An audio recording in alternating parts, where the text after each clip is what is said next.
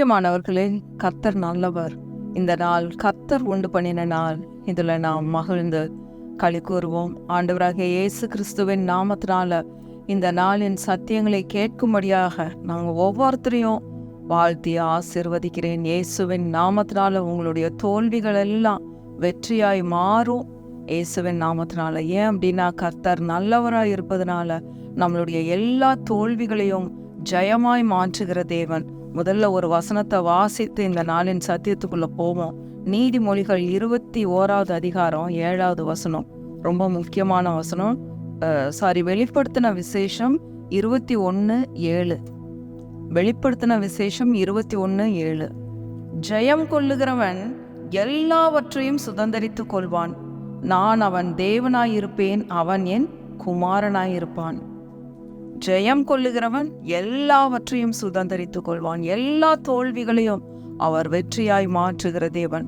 இவ்வளோ வருஷங்கள்ல நாம என்ன தப்பு பண்ணியிருந்தாலும் பரவாயில்ல, எல்லா பிழைகளையும் அவர் சரியாக நமக்கு மாற்றி கொடுக்கிற தேவனாயிருக்கிறார். அவர் ரொம்ப நல்லவர். பாருங்க, இன்றைக்கு ஆண்டவர் ஏசாண்டவர் போதித்த உமைகளிலிருந்து நம்ம இன்னைக்கு கர்த்தர் எவ்வளோ நல்லவர் என்பதை கற்றுக்கொள்ள போறோம். பாருங்க, எந்த தகப்பனாவது தன் மகன் அப்பத்தை கேட்டா கல்ல கொடுப்பானா?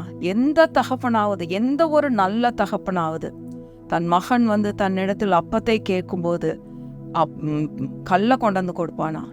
மீனை கேட்டா பாம்பை கொடுப்பானா? அப்படி ஒரு உலக பிரகாரமான தகப்பனே அப்பத்தை கேட்டா அப்பத்தை தான் கொடுப்பான். மீனை கேட்டா மீனை தான் கொடுப்பாங்க. உடனே போய் பாம்பை பிடிச்சிட்டு தரமாட்டாங்க. அப்ப பொல்லாதவர்களாகிய நீங்கள் உங்கள் பிள்ளைகளுக்கு நல்ல ஈவுகளை கொடுக்க அறிந்திருக்கும் போது பரலோகத்தில் இருக்கிற உங்கள் பிதா நீங்கள் வேண்டிக் கொள்ளுவதை உங்களுக்கு கொடுப்பது அதிக நிச்சயம் அல்லவா அப்படின்னு வசனம் சொல்லுகிறது. மத்தேயு 7வது அதிகாரம் 9-11 வசனம். மத்தேயு 7:9-11. உங்களில் எந்த மனுஷனானாலும் தன்னிடத்தில் அப்பத்தை கேட்கிற தன் மகனுக்கு கல்லை கொடுப்பானா? மீனை கேட்டால் அவனுக்கு பாம்பை கொடுப்பானா? ஆகையால் பொல்லாதவர்களாகிய நீங்கள் உங்கள் பிள்ளைகளுக்கு நல்ல ஈவுகளை கொடுக்க அறிந்திருக்கும் போது பரலோகத்தில் இருக்கிற உங்கள் பிதா தம்மிடத்தில் வேண்டிக் கொள்ளுகிறவர்களுக்கு நன்மையானவைகளை கொடுப்பது அதிக நிச்சயம் அல்லவா? நம்ம கர்த்தர் நன்மையானவைகளை மாத்திரமே கொடுக்கிற கர்த்தர். இன்னைக்கு அநேகர் சொல்றதை கேட்கிறோம், ஐயோ நான் எவ்வளோ நாளா ஜெபம் பண்ணிட்டு இருக்கிறேன், அவர் என்னமோ தரவே மாட்டேங்கிறாரு, இது அவருக்கு சித்தமில்ல போல, நான் அவர்கிட்ட இவ்வளோ பணத்துக்காக ஜெபம் பண்ணிட்டு இருந்தேன், எனக்கு அவர் இவ்வளோதான் கொடுத்தாரு, நான் ரெஸ்ட் எடுக்கட்டும்னு சொல்லி அவர் என்னுடைய காலை உடச்சு என்னை கட்டலில் படுக்க வச்சிருக்காரு, என்னை கொஞ்சம் சிக்காக்கிட்டாரு, அதனால என்னை நான் படுத்திருக்கேன், ரெஸ்ட் எடுக்கணும்னு ஆண்டவருக்கு விருப்பம். இப்படி எல்லாம் நம்ம சொல்றத கேட்குறோம். இதெல்லாம் ஒரு நல்ல தகப்பன் செய்கிற காரியமே இல்லை. பிரியமானவர்களே, கர்த்தர் ரொம்ப ரொம்ப ரொம்ப நல்லவர். அவரிடத்துல தீமை என்பதே கிடையாது. அவர் அவ்வளோ நல்லவர். நம்ம அப்பத்தை கேட்டா அப்பத்தை தான் தருவார். இன்னும் எபேசியர் 3வது அதிகாரம் 20வது வசனத்துல நாம் நினைப்பதற்கும் வேண்டிக் கொள்ளுவதற்கும் அவர் மிகவும் அதிகமாய் செய்கிற தேவன் அப்படின்னு தான் வாசிக்கிறோம். எபேசியர் 3வது அதிகாரம் 20வது வசனம்.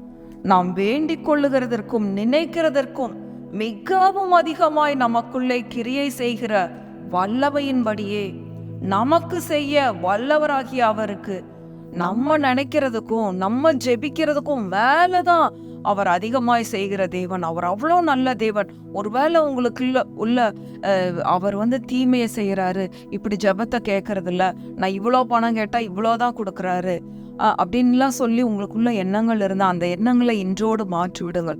வசனத்தின் ஆதாரத்தோட சொல்ற, கர்த்தர் நல்லவர்.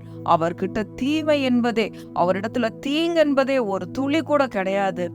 எதையும் அவர் காலதாமதமாய் செய்கிற தேவன் அல்ல, ஏற்ற காலத்தில் அவர் செய்கிற தேவன்.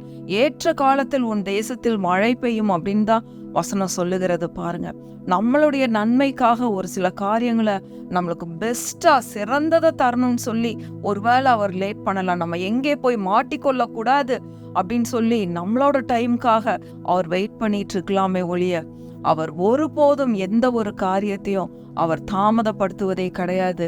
அவர் ரொம்ப ரொம்ப நல்லவர். பாருங்க, ஆதாம் நம்ம ஆதி தகப்பன் ஆதாம் அவன் செஞ்சு வச்ச ஒரு சின்ன காரியத்தினால ஒரு மனிதனுக்காக ஆண்டவர் எப்படிப்பட்ட ஆசீர்வாதங்கள் எல்லாம் அந்த ஏதேன் தோட்டத்துல சுதந்திரித்து வைத்தார். அந்த முதல் 2 அதிகாரத்தை நம்ம படிக்கும்போது கர்த்தர் எவ்வளோ நல்லவர் அப்படிங்கிறது வழங்கும். ஒரு மனிதனுக்காக 4 ஆறுகள் பாருங்க, எவ்வளோ நல்ல கர்த்தர். ஆதியாகமம் 2வது அதிகாரம் 9வது வசனம் பாருங்க.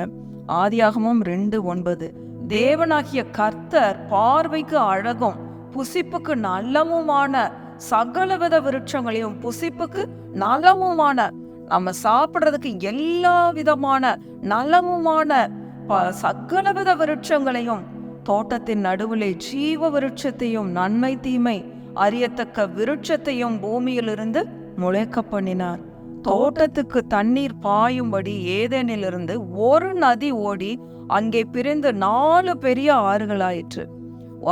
ஏதேன் தோட்டத்தை உண்டாக்கி அதுல சகல விருட்சங்களையும் உண்டாக்கி அதுக்குள்ள ஒரு ஆறு ஓடி வரும்படியாகவும், அதிலிருந்து 4 சிறிய ஆறுகளா பிரிந்து உள்ளுக்குள்ள தோட்டத்துக்குள்ள இருக்கிற மனிதன், ஒரே மனிதன் ஆதாம், அவனுக்காக இவ்வளோ காரியங்களை செஞ்சு வச்சிருக்காரு. 4 ஆறு அவனுக்கு தேவையா ஒரு மனுஷனுக்கு. ஆனா ஆண்டவர் செஞ்சு வச்சாரு பாருங்க. அதுல 11வது வசனம், முதலாம் ஆற்றுக்கு பைசோன் என்று பேர். எதுக்கு இதெல்லாம் எழுதி வச்சிருக்காருன்னா, நம்ம கர்த்தர் எவ்வளோ பெரியவர், அவருடைய மனது எவ்வளோ விசாலமான மனது, அவர் ஏராளத்தின் தாராளத்தின் தேவன் என்பதை நாம் அறிந்து கொள்ள வேண்டும் என்பதற்காக தான் இத்தனை நன்மைகளையும் நல்லமுமான சகலவித விருட்சங்களையும் நம்மளுக்காக இந்த பூமியில உண்டு பண்ணி வைத்திருக்கிறார் பாருங்க. அடுத்தது பாருங்க, 11வது வசனம், முதலாம் ஆற்றுக்கு பைசோன் என்று பேர், அது ஆவிலா தேசம் முழுவதையும் சுற்றி ஓடும், அவ்விடத்திலே பொன் விளையும். ஹல்லேலூயா. அந்த இடத்துல பொண்ணு விளையுமா, பூமியில பொன் விளையிற பூமியை ஆதாமுக்கு கொடுத்திருக்கிறாரு. அவங்க விளையாடினதே, ஆதாம் கல்லை தூக்கி போட்டு விளையாண்டதே பொண்ணுல தான் விளையாடி இருக்கான். அதுக்கப்புறம் பாருங்க 12வது வசனத்துல, அந்த தேசத்தின் பொன் நல்லது, அவ்விடத்திலே பித்தோலாக்கும் கோமேதக கல்லும் உண்டு. கற்கள், விலையுயர்ந்த கற்கள் அந்த இடத்துல இருந்திருக்கு.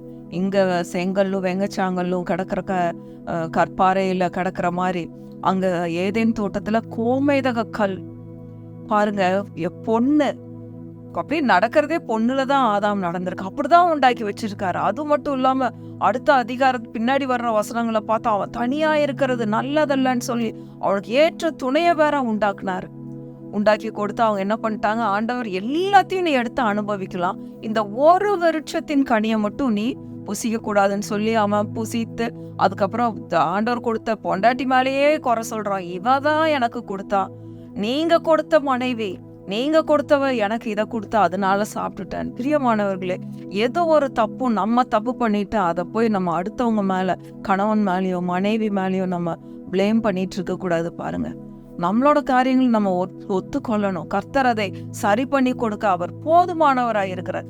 உடனே நீங்க கொடுத்த மனைவி இப்படி பண்ணிட்டா ஆண்டவரே அப்படியெல்லாம் சொல்லி, அப்புறம் ஆண்டவர் அவங்களை ஏதேன் தோட்டத்துல இருந்து வெளியே வைக்க வேண்டி இருந்துச்சு.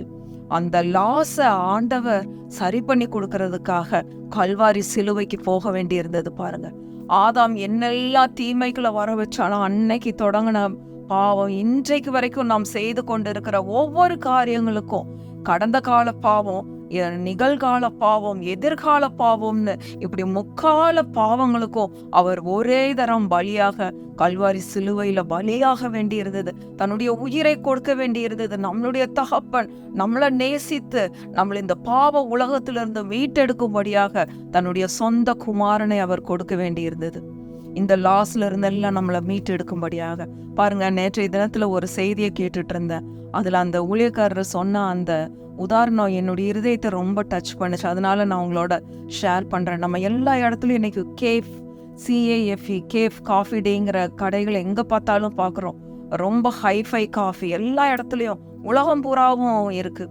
ரொம்ப அப்படியே லாபகரமா போய்கிட்டு இருந்தாங்க. சித்தார்த்தா அப்படின்ற ஒரு மனிதன் அதை தொடங்கி ரொம்ப அற்புத விதமா செஞ்சிருக்காங்க. நம்ம கர்நாடகா மாநிலத்துல 20,000 ஏக்கர் நிலம் வாங்கி காஃபியை பயிரிட தொடங்கி உலகம் பூரா எல்லா நாடுகளுக்கும் ஏற்றுமதி பண்ணியிருக்காங்க. அவ்வளோ ஓஹோன்னு போய்கிட்டு இருந்த காஃபி டே ஒரு நாள் என்னாச்சு, பல விதமான மேனேஜ்மெண்ட்ல நிறைய தப்புகள் நடந்து அதை சரியா நிர்வகிக்க முடியாமல் லாஸ் ஆக தொடங்குச்சு. பாருங்க, எத்தனாயிரம் கோடின்னா 7,200 கோடி கடன்கள் வந்துருச்சு. கடன்கள் வந்த உடனே இந்த மனிதர் என்ன பண்ணாரு, கார்ல போய் காரை ஒரு ஆத்து அண்டையில நிறுத்திட்டு அந்த ஆத்துக்குள்ள விழுந்து தற்கொலை பண்ணிக்கிட்டாரு. காஃபி டே ஓனர் தற்கொலை பண்ணின உடனே அவங்க மனைவி என்ன பண்ணாங்க, எல்லா டைரக்டர்ஸ்க்கும் ஒரு லெட்டர் எழுதுறாங்க, எல்லா பிரான்ச்சஸ்க்கும். இவ்வளோ நாள் நீங்கள் எங்களோட இருந்தீங்க, நான் விட்டுற மாட்டேன், உங்களுடைய எல்லா இழப்புகளையும் நான் சரி செய்ய போகிறேன், என்னோடு கூட நீங்கள் இருங்க அப்படின்னு சொல்லி எல்லாத்துக்கும் ஒரு லெட்டர் எழுதி கம்பெனியை திரும்பவும் எடுத்து நடத்த தொடங்கினாங்க. இந்த லாக்டவுன் டைமில் எடுத்து நடத்த தொடங்கி இப்போ சமீபத்தில் அவங்களுடைய கடன்கள் 7200 டன் கோடி கடன்ல இருந்து 1730 டன் கோடிக்கு குறைஞ்சுதான். அவ்வளோ அற்புத விதமாக அவங்க நிர்வகிக்க தொடங்கினாங்க. தன்னுடைய கணவனுடைய இழப்பை இந்த மனைவி ஏற்றுக்கொண்டார்கள். பிரியமானவர்களே, ஒரு சாதாரண ஒரு கணவன் மனைவி இப்படி இருப்பார்கள் என்றால், நம் ஆண்டவராகிய இயேசு கிறிஸ்து ஆதாம் செய்த அவனுடைய எல்லா தப்புகளையும் தன் மேல போட்டுக்கொண்டு, நம்மளுடைய பாவங்கள் அக்கிரமங்கள் எல்லாவற்றையும் நம்ம மேல போட்டு அவர் மேல போட்டுக்கொண்டு கல்வாரி சிலுவைக்கு போனார். எதுக்காகன்னா, நம்மளுடைய தோல்விகளையும் நம்மளுடைய லாஸை எல்லாம் அவர் மீட்டு கொடுக்கும்படியாக கல்வாரி சிலுவைக்கு போய் வெற்றியை சம்பாதித்து கொடுத்தார். அதனாலதான் வெளிப்படுத்தின விசேஷம் 21வது அதிகாரம் 7வது வசனத்துல முதல் நம்ம படிச்சோம், ஜெயம் கொள்ளுகிறவன் எவனோ அவன் எல்லாவற்றையும் சுதந்தரித்து கொள்வான். பிரியமானவர்களே, அவர் நம்முடைய தேவனாய் இருக்கிறார், நாம் அவருடைய குமாரத்திகளாய் இருக்கிறோம். இந்த நாள்ல உங்களுக்கு என்ன லாஸ், எந்த இதுல நீங்க இழந்திருக்கீங்க, எந்த இடத்துல உங்களுடைய மானம் மரியாதை எல்லாத்தையும் விட்டீங்களோ அந்த இடத்துல அவர் உங்களை தூக்கி எடுக்க போதுமானவராய் இருக்கிறார். ஏதேன் தோட்டத்துல ஆதாம் பாவம் செய்து விழுந்து போனான். ஆதாமை தூக்கி எடுப்பதற்காக ஆண்டவராகிய இயேசு கிறிஸ்து வந்தார். அவன் செய்த எல்லா இழப்புகளையும் நமக்கு சரி செய்து கொடுக்கும்படியாக பாதாளத்திற்கு சென்று கல்வாரி சிலுவையில தன்னுடைய உயிரை கொடுத்து ரத்தத்தை சிந்தி நம்மளை எல்லாம் இன்றைக்கு மீட்டெடுத்து அவருடைய வலது பாரிசத்துல அவருடைய குமாரத்திகளாக உன்னதத்துல அவரோடு கூட நம்மளை உட்கார வைத்திருக்கிறார். எபேசியர் 2வது அதிகாரத்துல 7வது வசனம் ரொம்ப தெளிவாய் சொல்லுகிறது, கிறிஸ்து இயேசுவுக்குள் நம்மை அவரோடே கூட எழுப்பி உன்னதங்களிலே அவரோடே கூட உட்காரவும் செய்தார். பிரியமானவர்களே, அவர் ரொம்ப நல்லவர். அப்பத்தை கேட்டா அப்பத்தை கொடுப்பார், மீனை கேட்டா மீனை தான் கொடுப்பார். அவர் பாம்பை கொடுக்கிற பொல்லாத கடவுள் அல்ல, அவர் அற்புதமான ஆண்டவர், அவர் நல்லவர். பிரியமானவர்களே, அவருடைய கிருபை சதா காலங்களுக்கும் நமக்கு போதுமானவராய் இருக்கிறது. நம்மளுடைய எல்லா பலவீனங்கள், நம்மளுடைய எல்லா இழப்புகள் எல்லாவற்றிலும் அவருடைய கிருபை நம்மளை தூக்கி எடுத்து அவரோடு கூட அவருடைய மடியில உட்கார வைக்க போதுமானதாய் இருக்கிறது. இந்த நாள்ல அவருடைய கிருபையை ஏற்றுக்கொண்டு அவரிடத்துல வரும்போது எல்லா இழப்புகளும் சரியாகும். அவருடைய பெயர் ஆண்டவராகிய இயேசு கிறிஸ்து. இன்றைக்கு நீங்க அவரை ஏற்றுக்கொள்வீர்களா? அவரை நம்புவீர்களா? அவர் மீது உங்களுடைய விசுவாசத்தை வைப்பீர்களா? கர்த்தர் நல்லவர், அவரை துதியுங்கள், அவர் கிருபை என்றும் உள்ளது. ஆமென், ஆமென், ஆமென்.